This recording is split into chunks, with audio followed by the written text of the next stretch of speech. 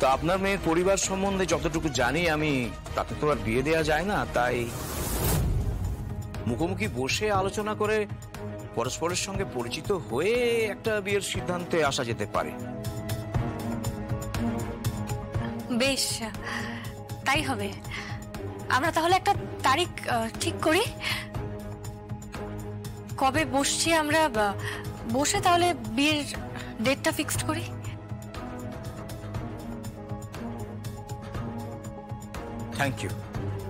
Thank you very much. আচ্ছা, একটা কথা বলুন তো, আপনার নামটা? আমার নামটা ইম্পর্টেন্ট নয়, রাতুল মৈত্র আর নিবেদিতা মৈত্র, ব্যাস এই দুটো নাম মাথায় রাখলেই হবে। রাখছি, নমস্কার।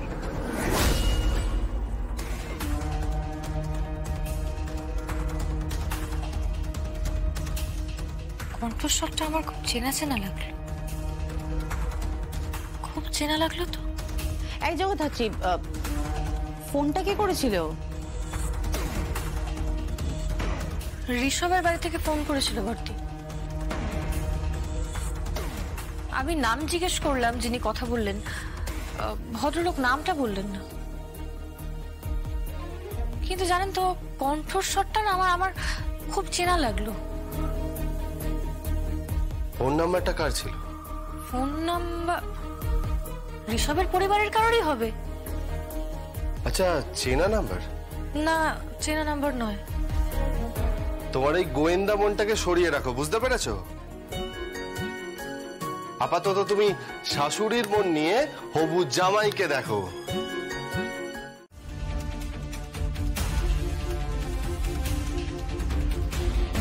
ওয়েট,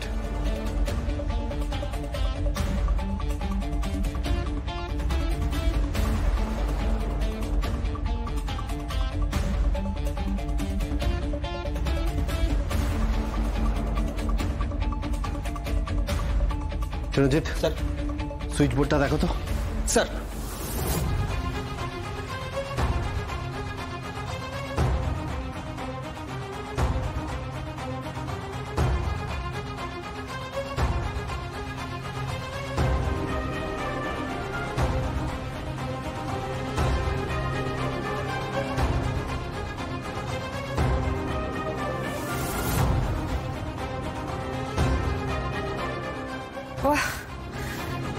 এই ঘরটা ব্যবহার হয় না সঙ্গে, বুঝলে?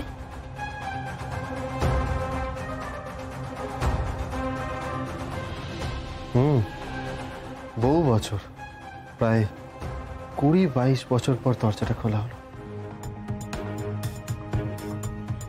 আচ্ছা, তুমি হঠাৎ করে এখানে আনলে কেন? কারণ এখানেই লুকিয়ে আছে সেই সম্পদ।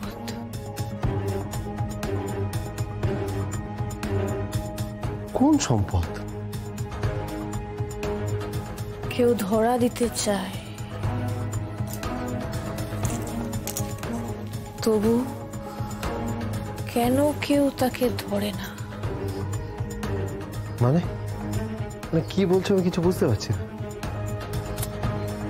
বুঝতে পারবে।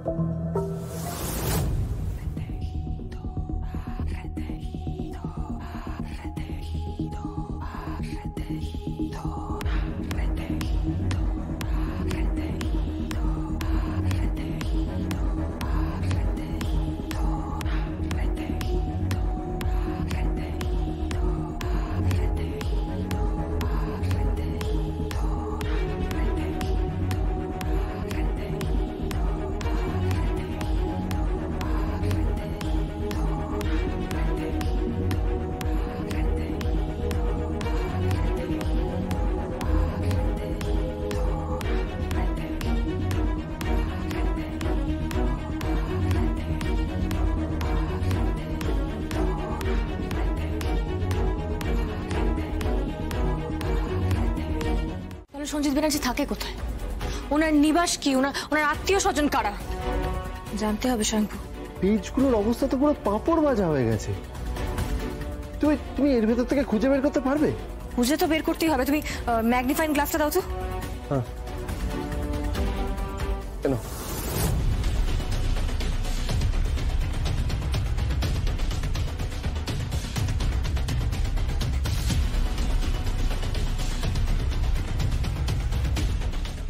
স্যার, ওখানে কিচ্ছু নেই।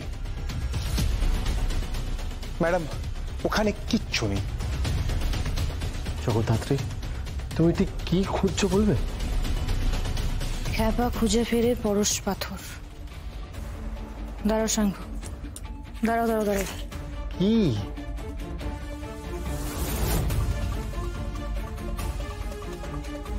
সঞ্জিত ব্যানার্জির মাতৃকুলের পদবী হচ্ছে লাহা। হ্যাঁ? এবং 1 2 3 4 5 6 7 8 9 10 11 12 13 14 চতুর্দশ পুরুষ পেরিয়ে পঞ্চদশ পুরুষে 3 বোন 1 ভাই। মাতৃকুলের দিকে চলে এসেছেন রামকিঙ্কর বাবু।